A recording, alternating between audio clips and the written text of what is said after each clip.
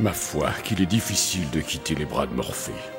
Je suis encore tout engourdi de sommeil, et... Mais apparemment je ne suis plus seul en ce lieu. Bonjour à tous, et qui que vous soyez, recevez mes respectueux hommages. Quoi? Qu'avez-vous à me regarder comme ça? Je ne suis pas une bête curieuse tout de même. Enfin, je dois bien avouer que pour les plus jeunes d'entre vous, ma silhouette majestueuse ne doit pas évoquer grand-chose. C'est bien dommage.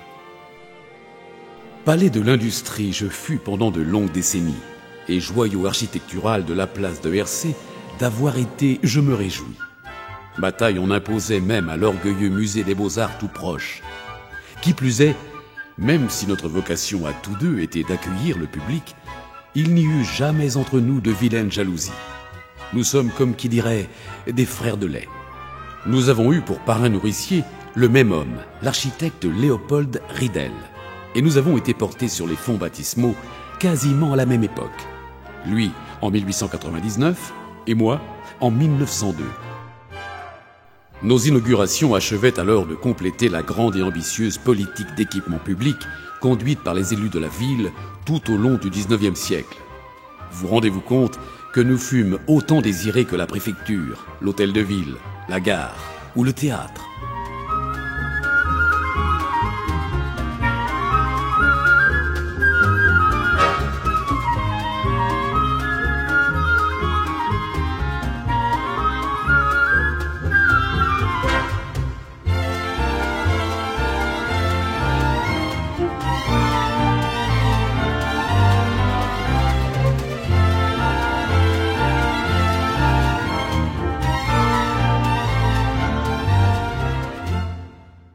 Enfin, pour ma part, je remercie vivement Victor Boissel, alors maire de Laval, de m'avoir découvert.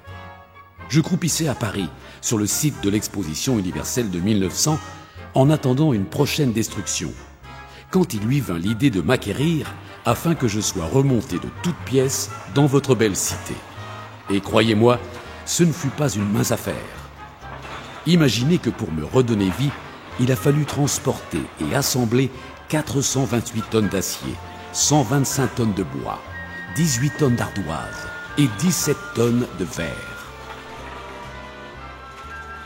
Le résultat en valait la peine. Pour l'été 1902, mes 3000 mètres carrés de surface furent dévolus à l'usage des Lavallois.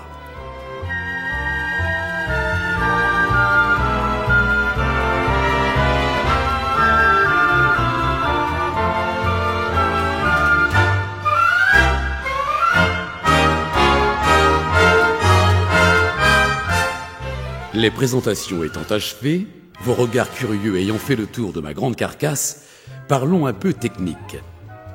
Jolie façade, non? Mon enveloppe extérieure, marquée par 2 imposants pavillons d'angle, est toute de briques constituées.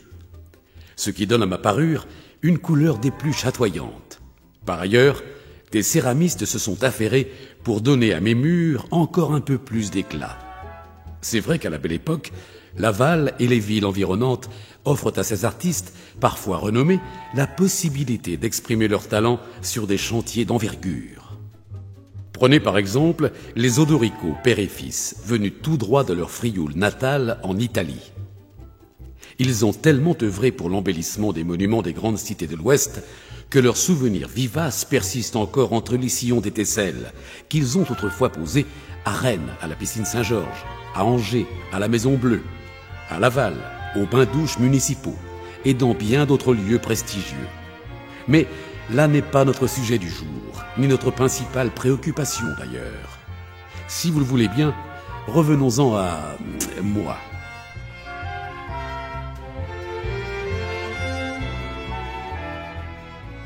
Nous planons maintenant au-dessus de ma toiture. Lumineuse, non? Il est vrai qu'elle est entièrement constituée de panneaux de verre soutenus par une imposante structure métallique. Une réalisation digne de figurer au panthéon de l'architecture industrielle, n'est-ce pas?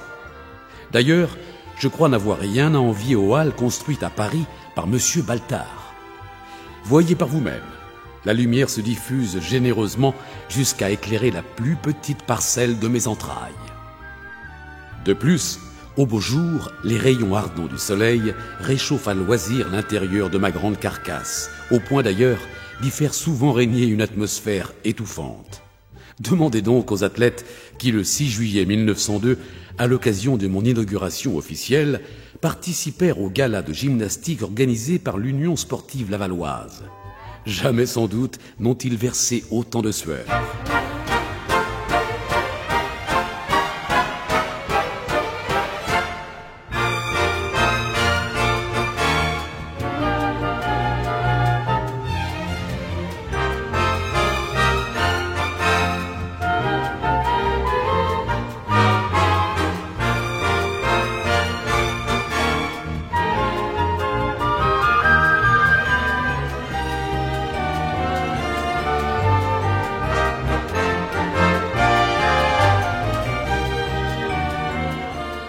Comme tout vieux monument, mes murs renferment pléthore de souvenirs de cette sorte.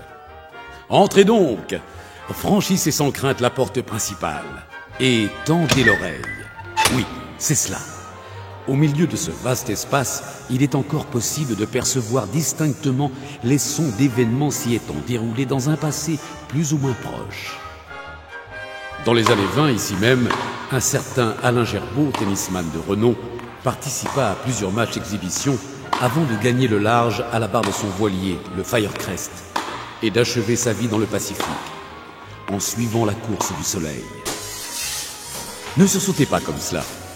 C'était juste un souvenir furtif de la grande tempête de l'automne 1925 qui endommagea gravement ma toiture. Il n'y a pas d'inquiétude à avoir. Les réparations ont eu lieu depuis. Vous pourrez le constater par vous-même en montant l'escalier qui conduit à la galerie qui court tout autour du premier étage.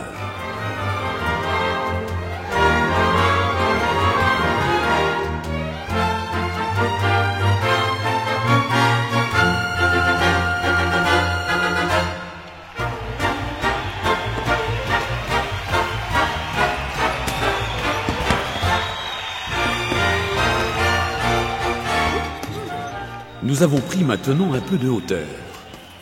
Imaginez que ces emplacements de choix étaient autrefois âprement disputés par les spectateurs qui venaient assister en nombre au gala de boxe organisé par le stade lavallois. Je peux vous assurer qu'après-guerre, l'ambiance était chaude lors des longues soirées d'hiver durant lesquelles les champions locaux affrontaient leurs challengers. Gérard Leterme, Daniel Bertrand et surtout Jean-Claude Boutier, futur champion d'Europe en 1971, surent enthousiasmer les foules prêtes à s'enflammer à la vue de leur prouesse athlétique. Lieu de spectacle, j'étais aussi lieu de découverte et d'échange. Entre mes murs et au-devant de ma belle façade se tenait chaque année la foire exposition de Laval. On venait alors de loin, parfois bien au-delà des limites de notre département, pour admirer les dernières innovations techniques produites par notre société industrielle ou admirer les plus beaux spécimens de notre cheptel bovin.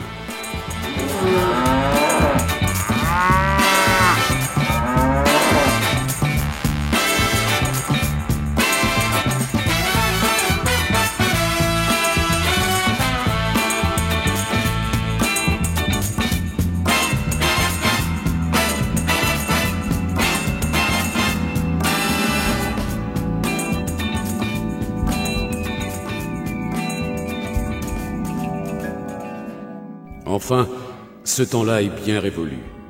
En 1972, à Saint-Berthevin, a été inauguré le parc des Loges, qui petit à petit a pris ma place dans le cœur des Lavallois. On le trouvait plus moderne et plus spacieux que moi. Et puis, ma vieille enveloppe commençait à faire peine à voir. Mes poutres rouillées, ma toiture endommagée et mes installations vétustes eurent tôt fait de me condamner aux yeux des élus locaux. Mon sort fut scellé lors du conseil municipal du 6 juin 1975. Et au printemps 1976, je disparaissais définitivement du paysage urbain lavallois. J'allais avoir 74 ans. Bien heureusement, grâce à vos souvenirs et à vos témoignages, je vis encore pour longtemps dans la mémoire collective des anciens et dans l'imaginaire des plus jeunes. Et c'est sans doute le plus bel hommage que vous puissiez me rendre.